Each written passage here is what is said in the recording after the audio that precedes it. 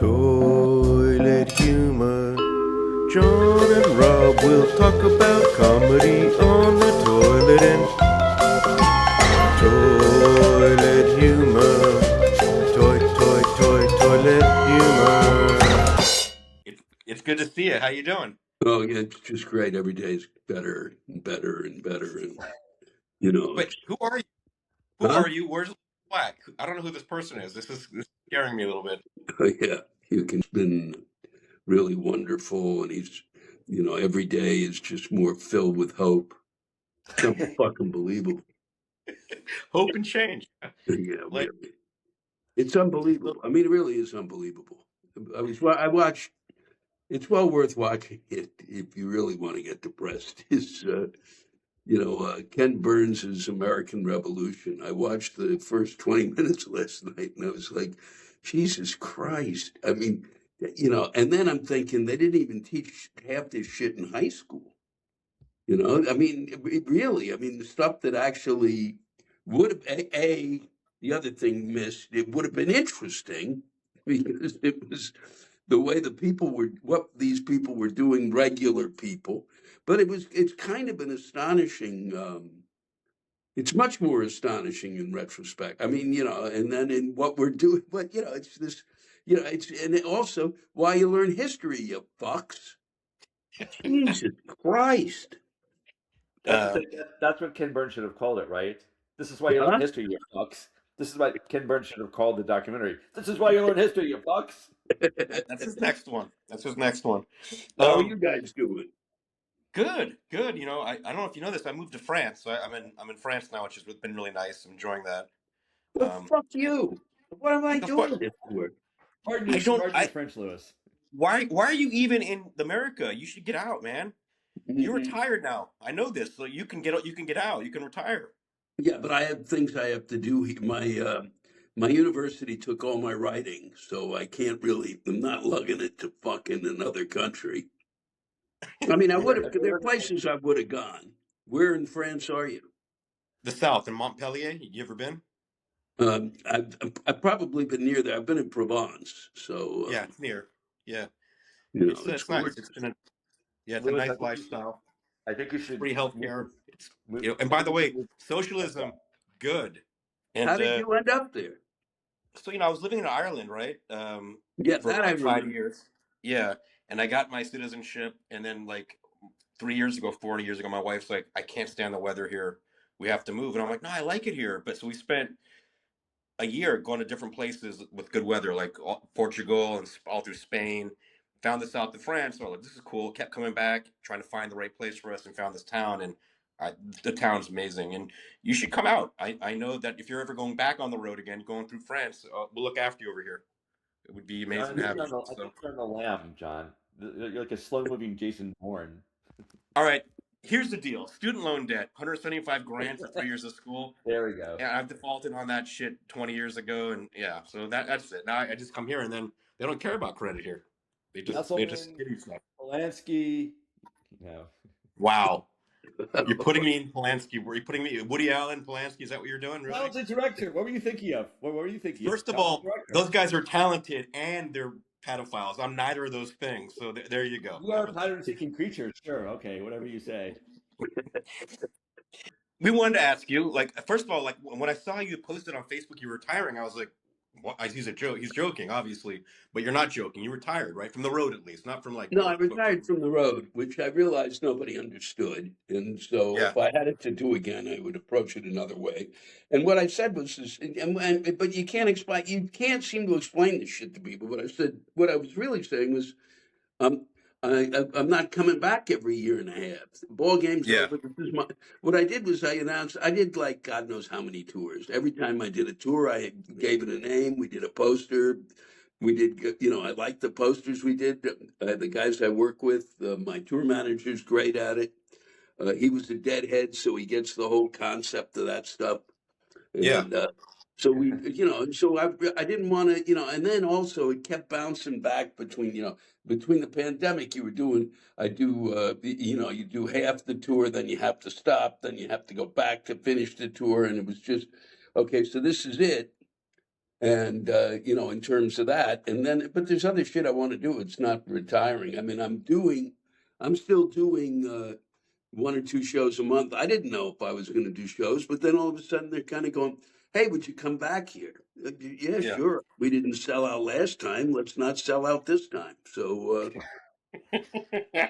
but And I'm at that really the age where where I'm doing casinos, which is fine. I like casinos. I've always liked casinos. I've always felt from the first time I went to Las Vegas, that's the audience that I That's your was crowd, looking right? for. Yeah. Yeah. That's your crowd, right? The casino crowd. Well, the Johnny Carson audience. I mean, they're from yeah, all over. You know, I'm not going to find that anywhere else. I wasn't getting on television on that level, and so it was great to go play a variety of casinos out there where I was out there with you know, the spectrum of fucking folks here, and then now it's just like uh apparently the reason I'm doing casinos is just I draw people who kind of get it. They go there to spend a weekend, and they're not you know, they're not crazy. They know how to go out without getting psychotic, and they have a dinner and then they gamble. You know, so it's like I appeal to them, even if I don't sell out. It's like I get people in who are gambling, doing the other stuff, and I go, great. well, it's good to have an audience where that actually have disposable income. I mean, not to be a dick about it. It's not like you're in the Comedy Cellar making $0 and like doing 5 minutes. So I mean, maybe and you maybe earned it. I think you appeal to people with a gambling addiction. This is something about you that's Oh yeah, irresistible. no, there's any addiction really. Yeah. Yeah, that's right. Is it actually a comedy Any- booking or recovery?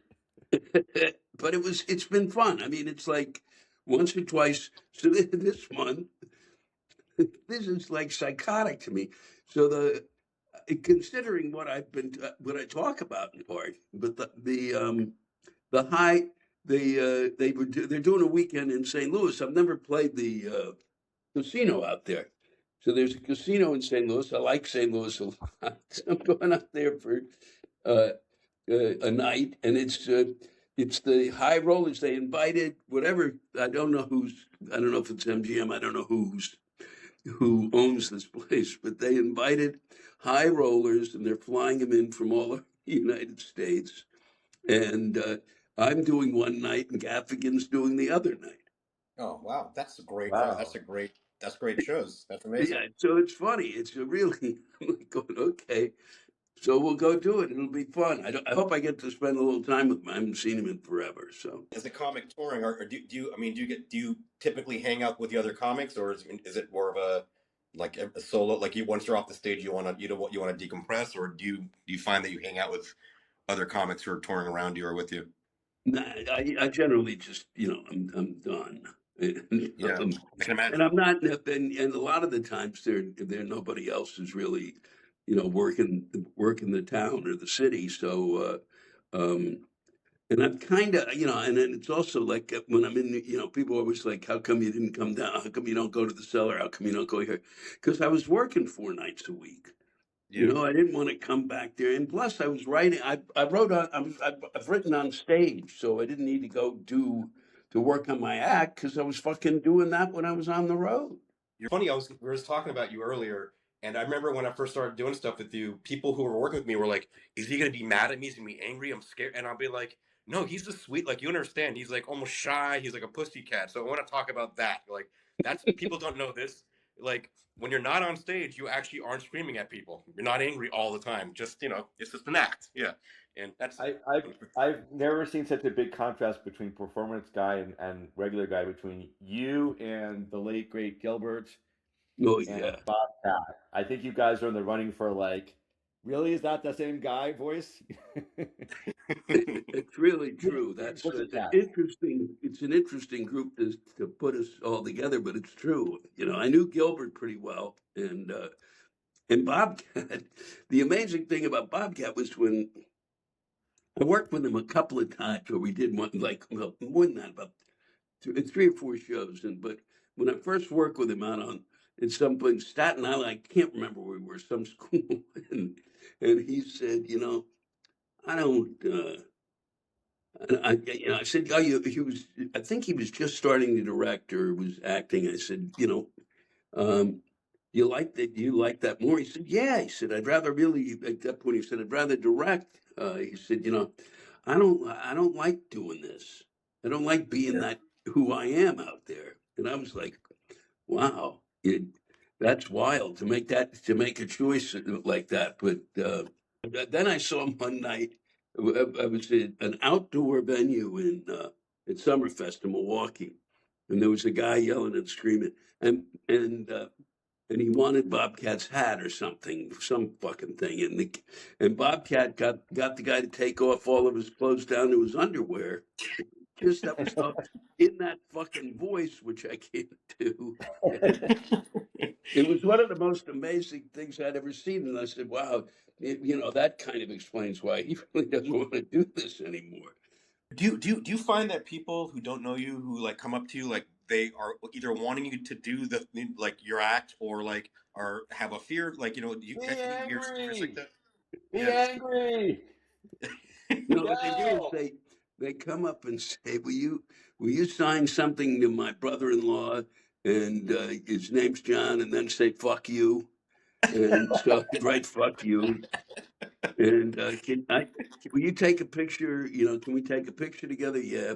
And it's mostly just taking a picture. Can I take a picture of you? And will you give me the finger? So that's Yeah. kind of like, I mean, who thought, Yeah. that I'm going to be making a living by telling people to go fuck themselves? It's insane. I Taking that asshole yeah. seriously. That's what really pisses me off. I spent an entire life trying to get basically a career trying to, defang the word fuck and Yeah. make it affectionate. And that asshole comes along and tries to make it mean again. Fuck you, you fucking asshole. I haven't watched like a million interviews with you, but I'm sure I know this story about you, and I'm sure you maybe have talked about that. If you have, just shut me down. But you started off in theater, right? You went to Yale. You were right. You were a playwright, and I know Yeah. that you were working. Yeah, and you were basically emceeing at the West Bank Cafe. Can you talk about that a little bit, because people don't know it, and I think it's a cool story. Yeah, they don't. Yeah, people, and once again, people. This is the part where they'll fall asleep when we talk about it. Even on stage, I say I'd like to. I'll talk with you about playwriting now because I like to see the audience completely lose interest in me. So, so Well, yeah, say I fuck you a lot, like as you're telling the story. Like every Yeah, three just words, say random fuck you. F-bombs for no reason. Yeah. They don't fit in the story. so I was I ran a room with two other guys, Rand Forrester and Rusty McGee, and Rand was kind of was the director of the group, and I was the playwright, and Rusty did music, and we essentially did these shows there, and the whole thing to me was it was a place where I always, from the very beginning that I started writing plays, I knew for a fact that nobody was going to pay me to write a play, and that was the deal, and so.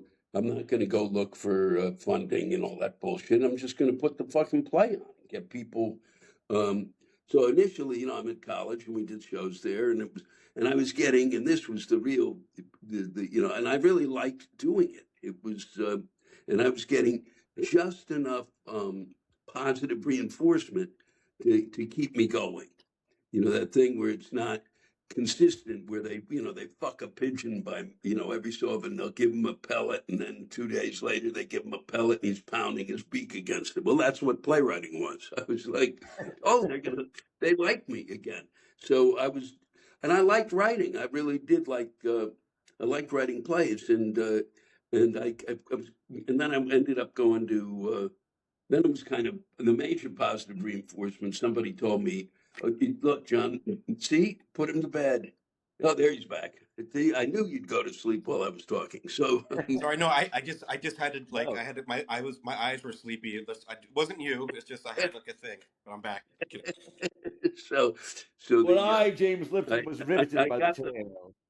the major thing I got was that I was, uh, the major reinforcement was I got into the Yale School of Drama.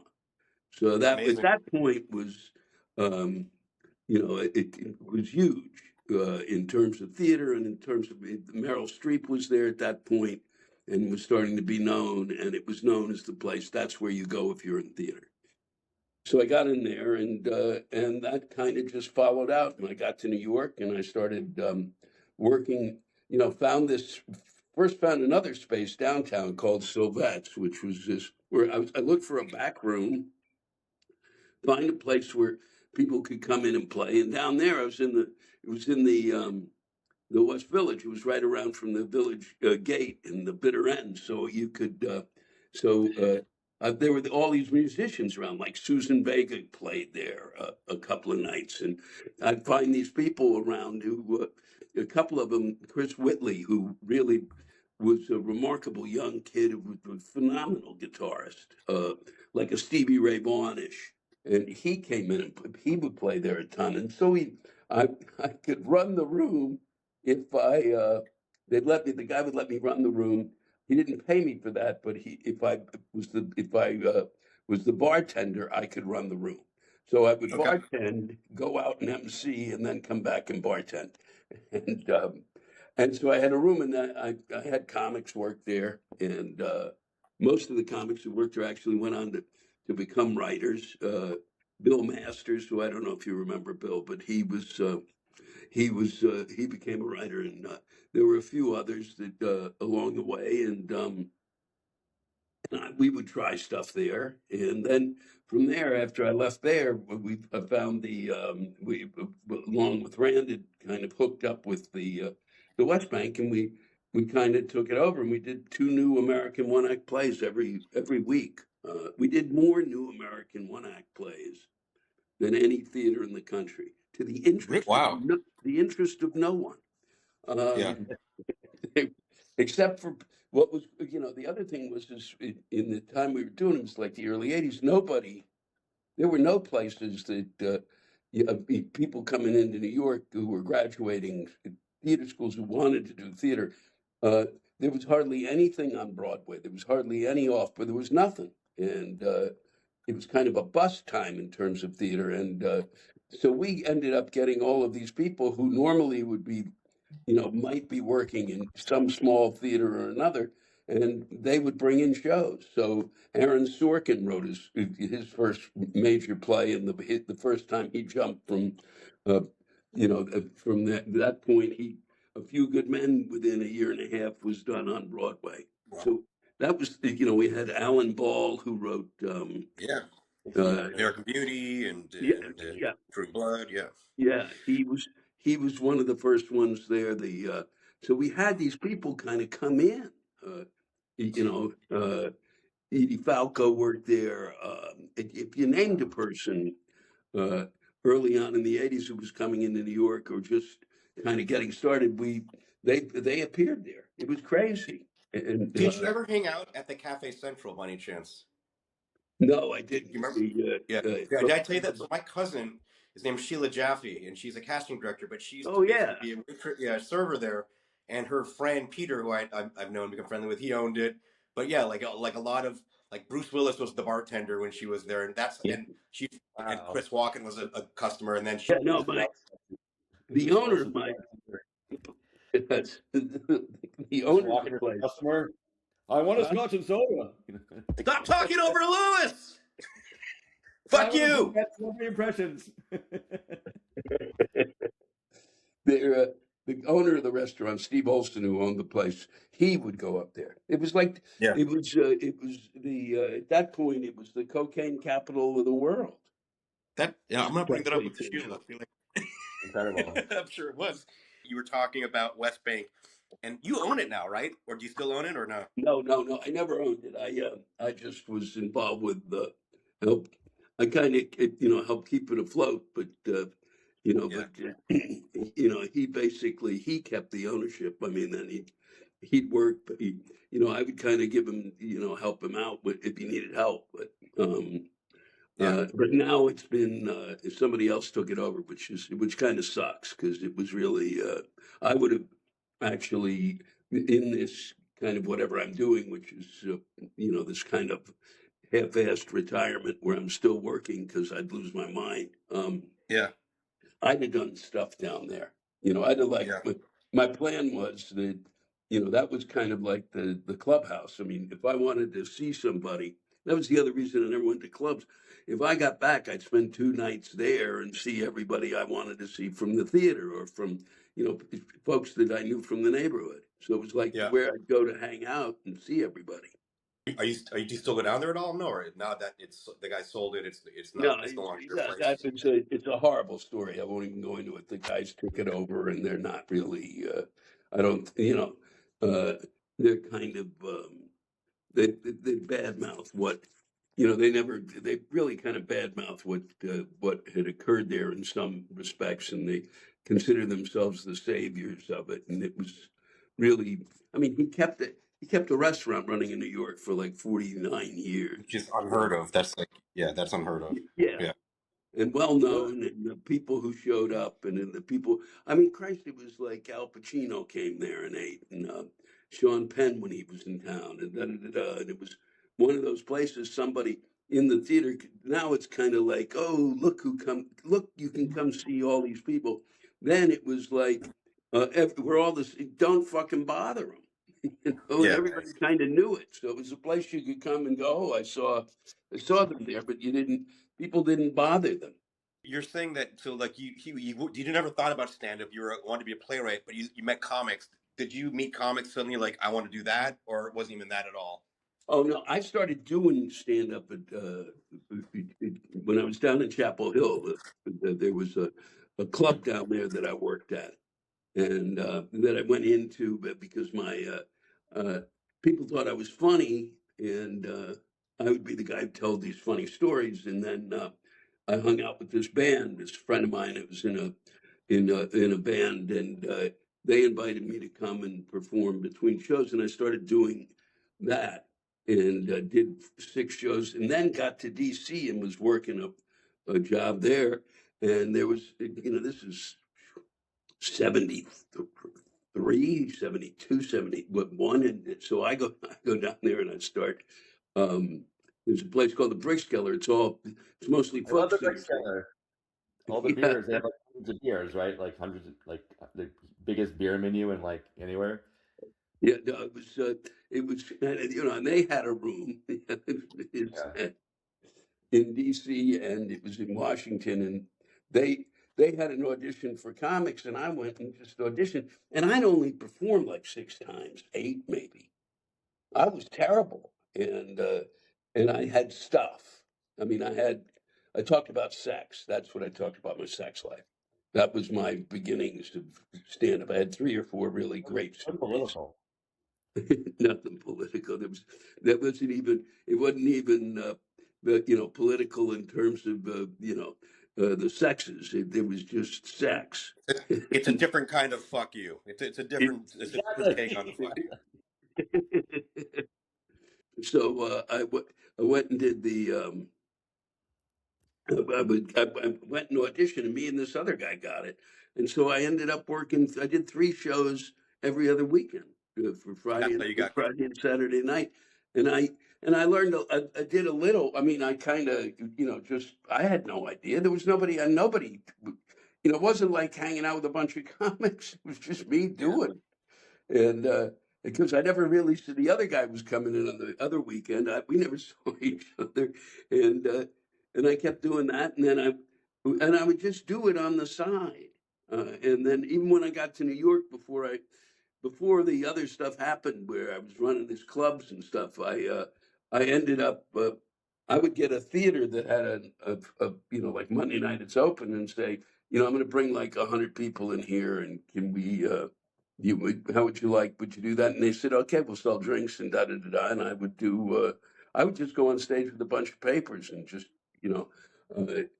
notes and stuff like that, and then talk for an hour and like 75 minutes. That was crazy. Was your act similar to what it is now? Or was it like like a misanthropic, pissed off at the world, or was it different? Was it the same or different? It was just kind of like I would if these guys who running for it was like there were 5 guys running to be the Democratic nominee. I wrote a speech for each of them, so I do what their speech was, and so it was all scattershot because I wasn't thinking about doing it other than all I was giving a shit about was getting my writing out there.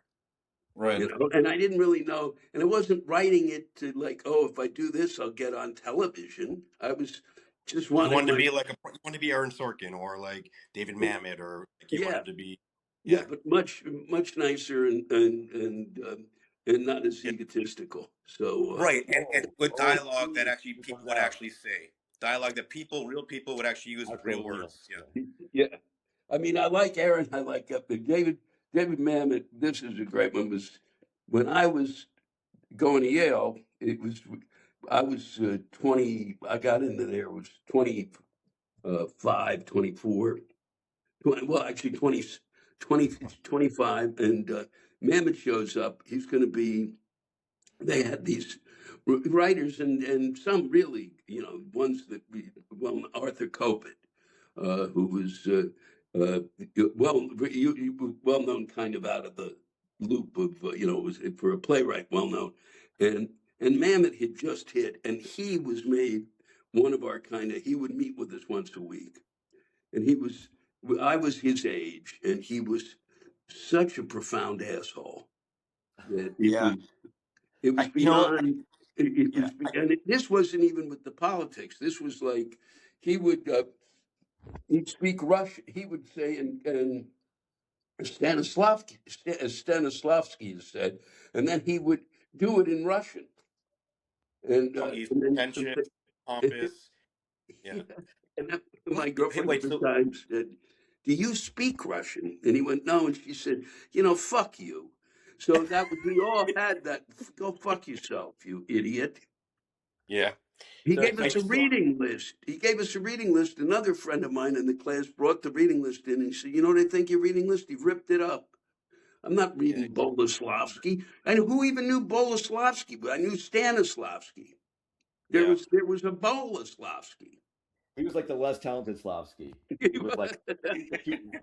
The cute Slavsky, they called him. Yeah.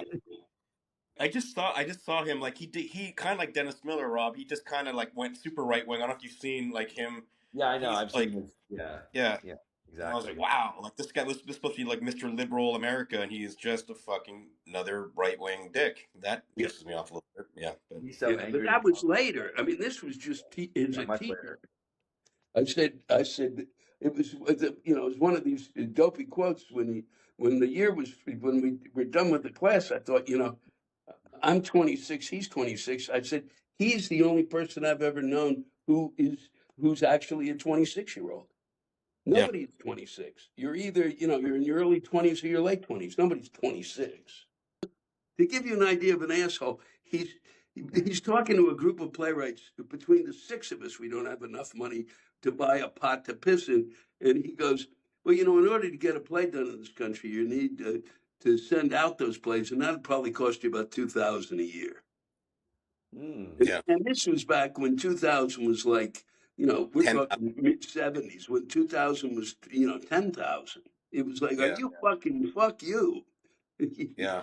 I love how David Mamet says things that cause you to say David Mamet dialogue back at him just out of rage. Something I wanted to ask. I'm just intrigued by the return to playwriting because to me, Lewis, you were one of these people who has actually found a way to literally express what's on your mind directly to your public in a way that almost no other like performer like you not only have developed a voice, but you have an audience, and whether it's on the Daily Show or on the tour. But so I'm curious what you feel like playwriting helps you express that you can't express already, because it seems like you're already out there expressing. So what new is it? What new tools is it bringing to you, or old tools, I Well, guess?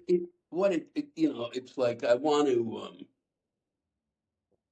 It allows a different.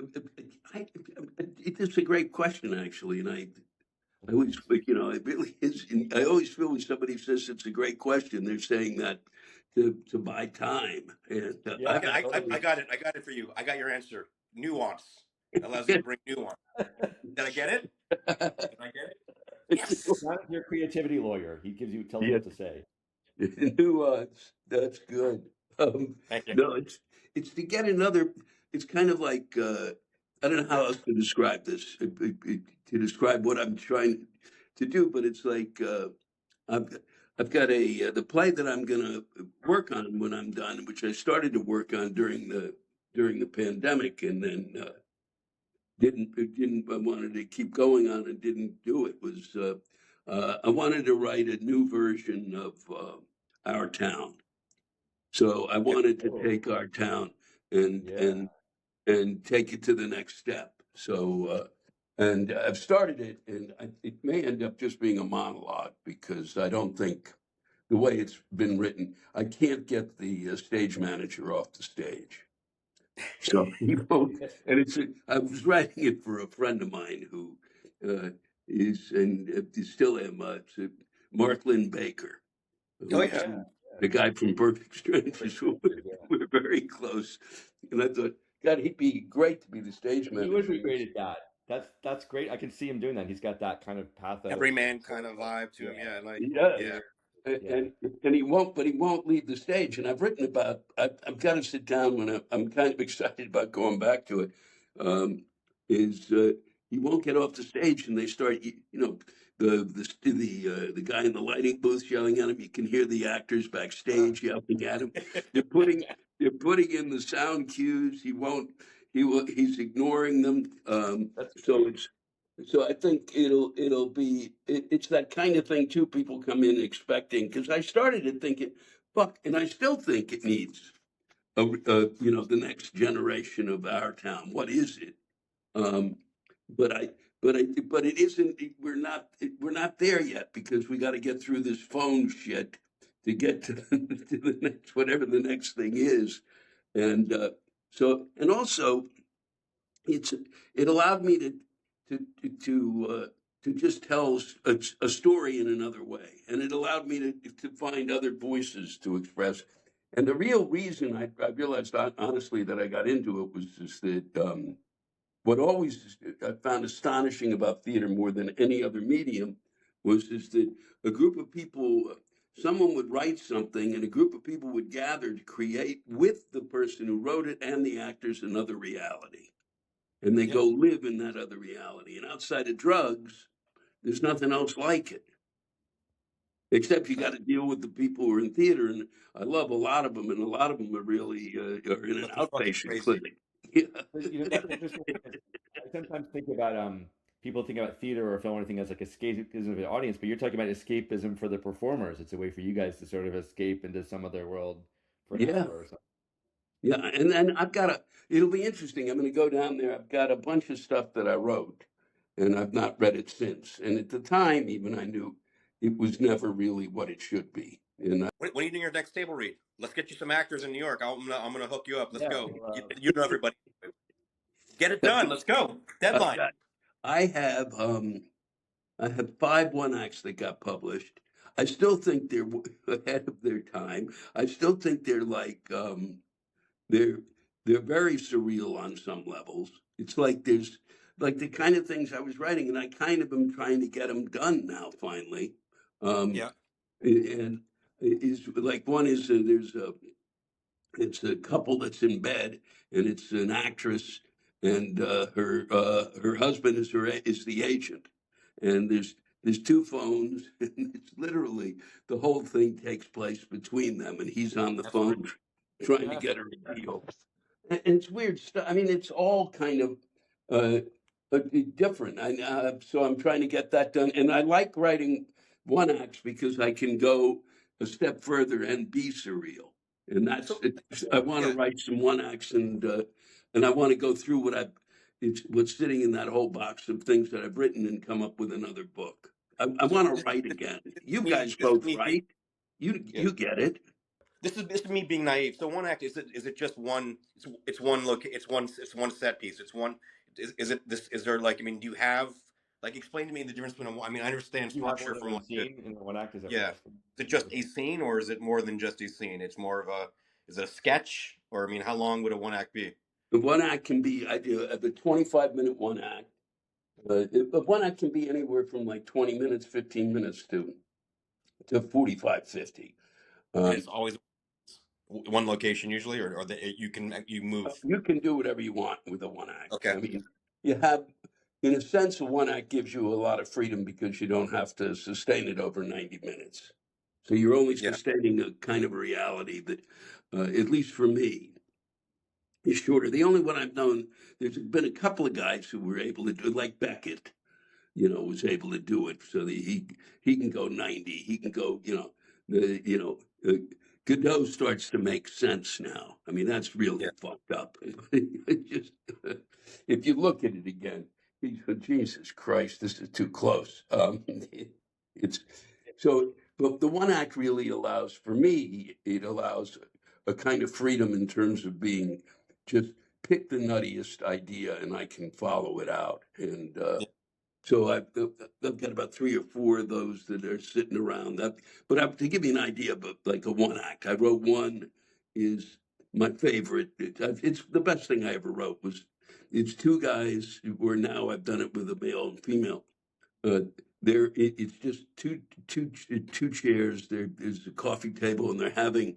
It's called The Deal, and the 2 of them are in an office that's so high there is no view, and pigeons suffocate at that height, and they basically are cutting a deal, and you never know what the deal is.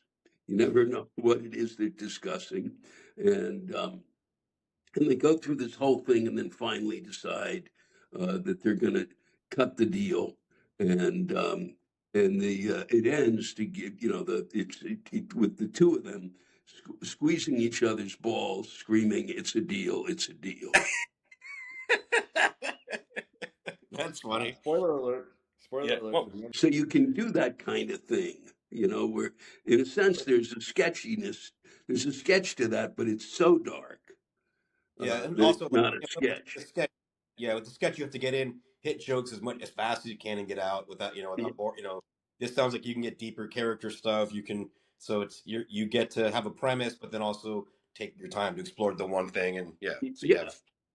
But do you find, but Lewis, do you find that like because you have such a like distinctive voice that people are taken aback that you're not doing like the Bobcat discussion, you're not doing the Lewis Black thing, you're doing different emotions. Like, we all have our shtick. Like John is like the sad French alcoholic. Me, it's like No, that's not a shtick. this is That's just the seductress truth. of ladies. We all have our reputations, but are people off put could like when you have something that's tender or maybe a different kind of emotional tone to it than the Lewis Black Well, one? I don't get them. I don't get them done enough for it to happen. So, now I'm finally going. Okay, you fucking dicks. Can you fucking do this? Here's what's going to happen. I've said this to 100 theaters. Here's what's going to happen. You're going to do something this season, and it's going to be a piece of shit. So, why not pick my piece of shit?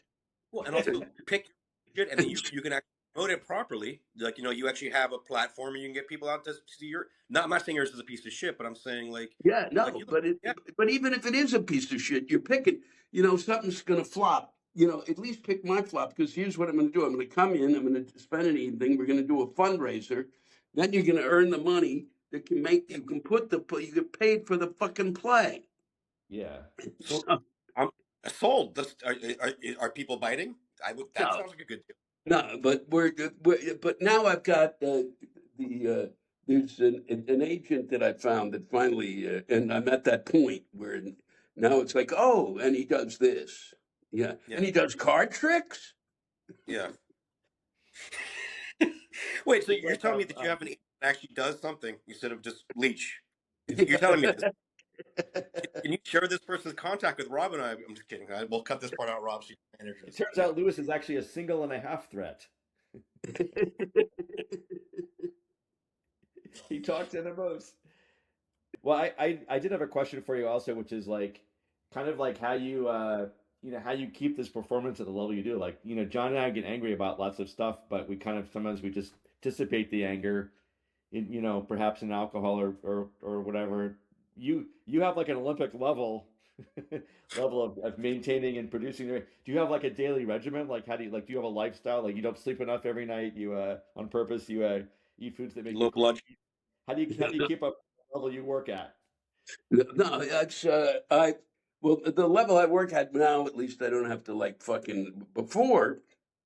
I mean, I never really, I mean, once I really was doing the tour and doing 150 shows in theaters, it was really literally, you know, um, take a nap, do the show, have dinner, no more than 2 drinks, maybe get drunk occasionally every 4 weeks, but not really, but maybe two, and really wine, 2 glasses of wine. And that was Yeah. it. And I'm out and and try to calm down and then wake up the next day and basically just wander around whatever town I was in. But I didn't. And now it's a bit easier. Now I have a dog, and so now I have that whole thing of the dog's going to make you healthy by taking a walk. Fuck you. Okay, That's it the doesn't worst. make you Hey, healthy. what kind of dog do you have? What'd you get? I got a sheepdog and a poodle mix. Is the So sheepdog a working dog? he's a mini, not a micro. So he's a mini. He weighs about 35 pounds. He's got some of that in him. Yeah. That kind of keeping. I got to keep an eye on everything, but mostly I think he's, and I really begin to believe. I think he's who he is. It's that whole idea of reincarnation. He was somebody and came back and got stuck in this fucking costume because he does stuff that just makes. He will literally sit next to me and watch TV for 15 minutes. No, What's I've your never favorite seen show? What's he anything. like? He watches golf. He'll watch basketball. He watches the news for 5-10 minutes. A dog shows up on the TV. He loses his fucking mind, runs around and try to figure out where the dog came out.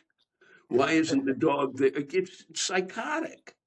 But he Yeah. also will walk down the street and somebody is walking along who seems to be distressed. And the dog has a level of empathy I've never seen where he'll stop and stare at this person and kind of look and then wait for the person to pass and then he'll start moving again. It's insane. You sound like you're in love, Lou. Like you sound like you. Is he single? I am. Well, what I like is that if I wish that's the way we were as humans, because then I'd like to hang out that way. I mean, it's like having another person around, only you don't have to listen to him talk. And they don't nag you about financial shit or I get it. This is really good. I'm having Yeah. thoughts in my head right now. I also wish with other humans that we greet each other by sniffing butts. I think this thing is more civilized. Well, yeah, no, that whole thing in the morning is just beyond disturbing. It's more honest than Tinder, I think, honestly, than online profiling. At least you get the goods right up front or right up rear. How's New York right now? Is it hot or is it okay? No, today it's a little. This week is pretty good. It's going to rain and stuff, so but it's been not bad. It's been a stretch where it's actually been in the 70s and the low 80s and not a lot of humidity. So it's the break time. But New Nice. York is, the whole idea. Oh boy, we're back. Boy, the Knicks won. We're back. No, we're not. You fucking assholes. We're not back. We're not even close. New York is. I was there 2.5 maybe years ago for a commercial. I was there for 10 days, and I didn't. It was. I once lived there for 10 years, and it was expensive, but it wasn't like. It was so expensive. I was like shocked. I remember going to a bar after work and with my friend Mark, and I bought 2 drinks. It was $50, and I was like almost shake, like what? And then I was walking away, and she's like, "That doesn't include the tip." I'm like, "Oh my god, I forgot tip." Like, so it's so expensive there right now. Is it still like? I mean, Oh, it's too expensive. It is too expensive, huh? John Kesselman's hot take on New York: expensive. it's expensive, but it's real. Exclusive content. It's different expensive, Rob. You know that. It's very expensive. LA's like that too now. LA is you don't even expect it, and it's like that. It's like unmanageable, as you know. So. Well, no, Yeah, it's pretty great here. You can beat here. You can beat it. There's all sorts of ways. There are bars that you can beat those prices in. You don't have to go. If you want to go to some place that has bathrooms, sure. If you want to eat food that's not out of a cart in Brooklyn, then yeah, there's restaurants that are. No, there is actually. I could give you a list of 10 or 12 places in New York where you could go eat and get drinks for a pretty reasonable price. That was one of the things about the West Bank because it was kind of a theater bar. Yeah, a lot of people in theater that the prices were sane. I mean, that's what's missing now. There's still a few around. There used to be they were all over. If you worked in the theater, there were like 10 or 12 places for you to go. I remember the Knickerbocker was the one when I was hanging with some guys in the lab, and that guy Steven ran it. I love that. He was great, and then he's gone last time. Yeah, the Knickerbocker. Am I saying it right? Knickerbocker, is that the Yeah, one that's like? Yeah, that yeah. place was How pretty else cool. do you possibly say that? I don't know, like the New York Knicker. I don't know. Like I was like, I got a look of like confusion on Lewis's face, and I'm like, No, okay, no, not the Knickerbocker. that's just because I'm sitting on a toilet and not shitting. So Well, that's you're where the doing it. I confusion. didn't think you were going to do Oh, it. no, You you're the emailed me first. back saying that's not happening, and I was Yeah. like, hey, so look, we're on our toilets. It's so good. Yeah, I'm Isn't this right the most now, clever too. idea you've ever heard, Lou? Huh? Toilet humor. Don't you get it? It's like It was multi-layered. 1.5 levels. I just was like, wow. I said, yeah, literally, I've known you two guys too long. I thought, they finally have literally lost their fucking minds. That's They, right. We built rock bottom. they've been driven. It's the last resort. What if we go and take a shit, and while we're doing it, we'll talk to somebody else taking a shit, and there's got to be money in that. I see what's on the internet, and I feel like this is right in that sweet spot there. Like at least is what I'm seeing. So I just was trying to like game the market a little bit. You know what I mean? Perfect. But I think we've had what 3 or 4 guests, and I think you're the first one who actually went full hog, or should I say? No, committed no. to Bill success? Bill Dawes. Bill Dawes. Oh, Bill got it. Dawes So, went okay, full. that's Bill fair. Dawes went on the toilet. Yeah. Did he really? Yeah. Wow. Bonnie No, that- McFarlane, no. Mark McKinney, no, but he brought toilet paper and a toothbrush. Who else? Who else? Yeah. Bonnie McFarlane just did it from her living room so she could show off how nice it was. What's McKinney doing? So he's in Toronto. They're doing a screening of Brain Candy that he was excited about. He was going to go to, but also like the people he created that show Slings and Arrows with. They have they have a show they've been trying to get made for like 10 years that he's going to have a reading for. So it sounds like he's just kind of like doing what we're all doing, like Yeah. stuff It's that guy. stuff before stuff. Yeah, I like him a lot. We Yeah, did. Here's what we did he's at the amazing. West Bank. We did the run of the Kids in the Hall. Yeah. Their first Oh. run in the States was done with us, and then they went on to do HBO. I didn't realize that. Like Rob and I both have worked with they were Almost hugely all. influential for me and Rob. I was in college when they came out, and it was like I want to do comedy. So that's pretty cool. That's pretty cool that you guys spotted that and like were able to bring it Yeah, over. Very cool. Yeah, they And were- McKinney is like I told him I have a little bit of a comedy crush on him. Like he's just very fucking good and Mhm. and so nice too, which is Yeah, they all were. They were great. They're a great group. Yeah. Kenny is surprisingly not bitter for someone who's been in showbiz as much as he has. Yeah, but Canadian. He's Yeah, not allowed that's to super be. cool. That's right. You're always apologizing. And when I used to live near Kevin, he'd be like, I'm sorry. I'm like, you're apologizing for apologizing. Just stop fucking saying I'm sorry. I'm sorry. Got anything? Any other news for us? Any other scoop? I'm just fishing. Just I just came. Just finished this past week. Last night was I did a run for a week of a thing called Celebrity Autobiography. I don't know if you heard of it. I've seen it actually 20 years ago. I saw Rachel Trash, and I think I saw you do it. Like you read someone's book, like Burt Reynolds or something. Yeah, You read the ridiculous. Yeah. So we did. It was an hour and a half. They tried to put it on Broadway, and it was not going to work on Broadway. It needed to be in like a maybe 200-seat house. It needs to be in a smaller house, and it just it didn't fly. It closed. I got in. I was supposed to do 2 weeks. I came in last Sunday, and the day I came in, the closing notice went up. So I got really all of the possible Broadway experience. I'd performed on Broadway as solo, but never in a show. So it was like, wow, this is I now know what it's like. It's great. It was really, and I'm kind of so it was fun to do, and it was a great group, and it was. Who did it? Who did it with you?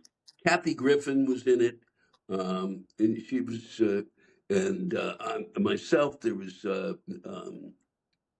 Alan Zweibel Yeah.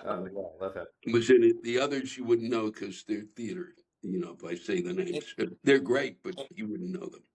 Did you do one celebrity's book, or did you do multiple people? How does No, that I work? did Sandy, the dog who was the star of Annie, the musical. I did Sandy's autobiography, which has really made me laugh. And then I did Vanna White Speaks. So Okay. hers, that was All great. vowels, right? It's all vowels. Yeah, it was very good. That was fun. I did Joe Namath. The other problem with it slightly is the fact that, and what you really realize is that writing more real stuff. I mean, except for there was two sets that really were transcendent. One is Susan Summers' poems, and the others was Oh, the, Thigh Master! Oh, Thigh Master! I speak the, unto thee. and the other was Matthew McConaughey's poems. Oh, Okay, Rob, right. tell Lou about our Matthew McConaughey thing that we remember when we were on the Do you road, know the about green lights. Matthew McConaughey's motivational book documentary series, whatever it is? He has a whole like No.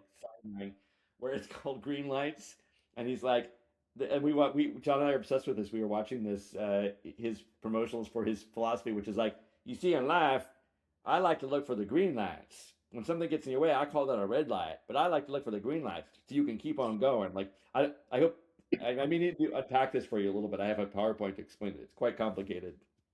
But yeah, but like, and then he ended up doing like a live, like a telethon with it. But he's clearly really high or on. So I don't know what he's on, Or Ron but he's McConaughey. not in his right mind. And it's like green light, green light, green light, and it was just like, what the fuck is he talking about? Like, it's just, but it's amazing. You should. We're gonna send you a link. You have to I want watch to see it. his No, I'm dude. fascinated by his poetry. His poetry was frightening. I hated reading it. I never said if I'd had the second week, I was going to tell him that I have to be able to say something because we try to just do it. And I found ways toward the last couple of times where I could get my feelings. I think it's kind of a sin in the eyes of God to read his poetry aloud. That's what. I'm gonna go look for it. Not right. Is it a book of poems, or is it just online, or what is it? Well, actually, what's funny is I don't know because we only were given the poems, but it's in the book, and the book that we had the front page for was called Green Lights. There you No! go. Yeah. Green lights, green lights. In life, you need a green light. When things are tough, that's a red light, green light, red light. And that was we just did this at each other for like we were on a writing trip for like 10 days and we just doing bad We were math. in Europe, and everybody was looking at us like confused as why we were saying this. I thought I knew English. What is this? They were saying about green lights. You're in LA, Rob? Yeah, I'm in LA, so fuck that. So I won't see you. I won't No, be seeing no reason Yeah, to I'll come never. here. It's terrible. I don't know why you're still there. What are you doing to yourself? You, Your family's get out, man. you know, Well, some people why wouldn't he be there? He's got a really great print in his bathroom. Look at that. Huh? this is not even Cool. LA. I'm in Atlanta. I'm in my mom's bathroom. This is like Are you really? this is like a Can we 40-room unpack? Okay, this is smorgasbord. good to know. Hold on. Your mom's bathroom. Is this your childhood home? No, it's not. It's like my adulthood second home. I don't know. So, like, if we like look around the bathroom, will we get some insight into your trauma, your No, damage? because they moved to a different place, so unfortunately, all that Oh. stuff is not available. But I think it's great material for my therapist, like what I learned from my mother's bathroom. Are there any sanitary products that we should know about? Anything like that? I mean, your mom's older, so I'm sure there's not. John, as fascinating as I am, I think we've taken quite a bit of Lewis's time, and I wanted to sort of. I guess Rob didn't want to get into the sanitary product thing, Lou. I get it. You went there. You went too deep, literally. Sorry. But I wanted to ask. I had two final questions for Lewis, if you would indulge us. Sure. One of them is, which is worse, The Road for comics or The Road by Cormac McCarthy? Wow. Wow. I never could get through it. And I did The Road for stand up. And I never got, I've read like 4 pages. Somebody said read it. And I was like, oh, come the fuck on. I can't. Yeah. I never, that was one of the ones I just went, no, So never done. depressing. So depressing. Yeah. Great question, Rob. What's question 2? The other thing I wanted to ask is, do you have any advice for up and coming angry comics? Uh, I would say, at this point, learn crowd work.